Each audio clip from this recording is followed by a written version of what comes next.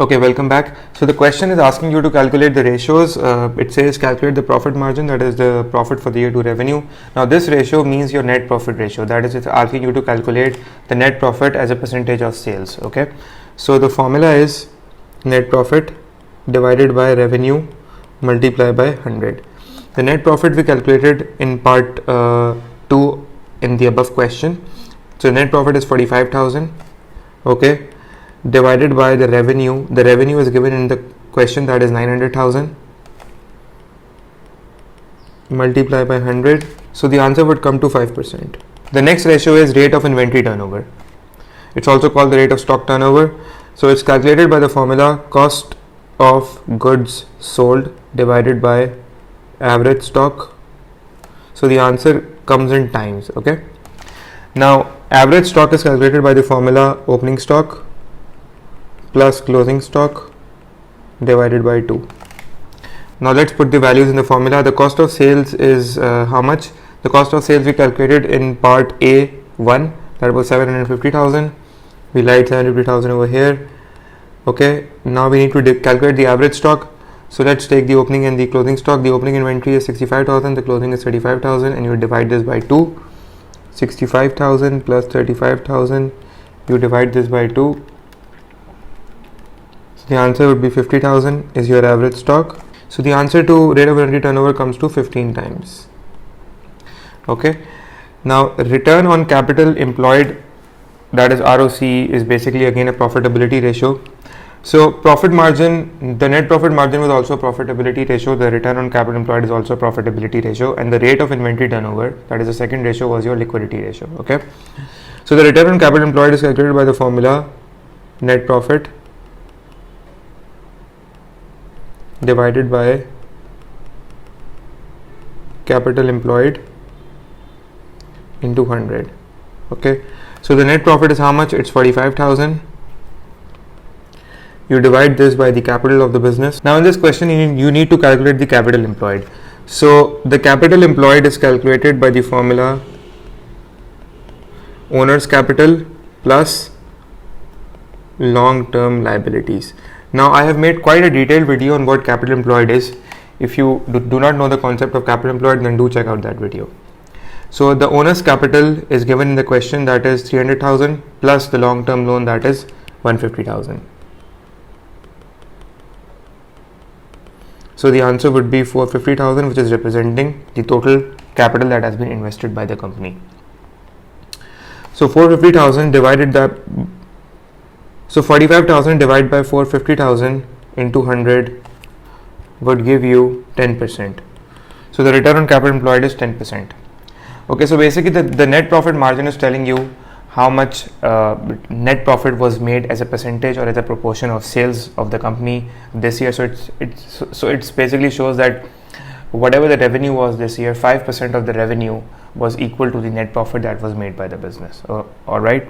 The second ratio, that is the rate of inventory turnover, is telling you how much or how many times the inventory was converted into cash. So basically 15 times means that in this whole 1 year, 15 times the inventory was bought and sold, which means that the working capital cycle was completed, which means that the inventory that we have purchased was converted into cash by selling it 15 times in this year. Okay.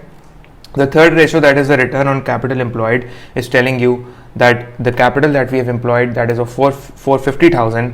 So 450,000 of the investment that has been made in the company is giving you a return of 45,000 this year, that is 10%, or 450,000 is your return on the investment for the owners or the shareholders of the company. So it's also a profitability ratio.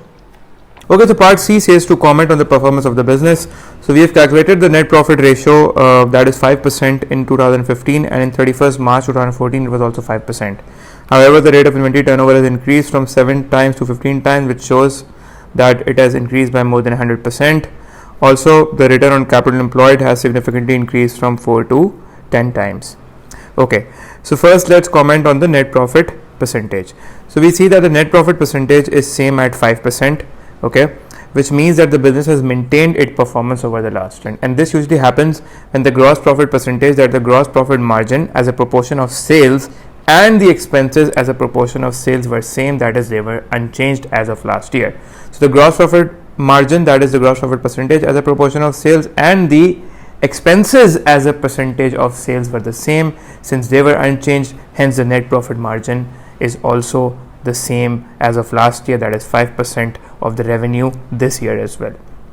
Okay, and as I had already mentioned earlier as well, that net profit margin or the net profit ratio is basically a profitability ratio. It indicates how well the business is doing in terms of making the profits. Although in this case it is the same, however, if the net profit margin increased, it means that the business is being run efficiently, because it shows that more profits are being earned, and hence the business is better able to generate profits.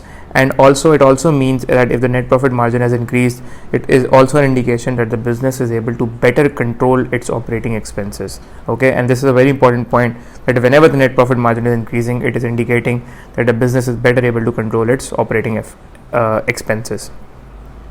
All right. Secondly, the rate of inventory turnover we can see has significantly increased from 4 to 10%.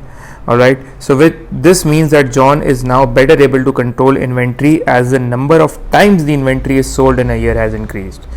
So now you need to see that since basically the rate of inventory turnover is telling you that how many times in a year the inventory was being turned over, which means how many times in a year the inventory was converted into sale, the inventory was simply sold.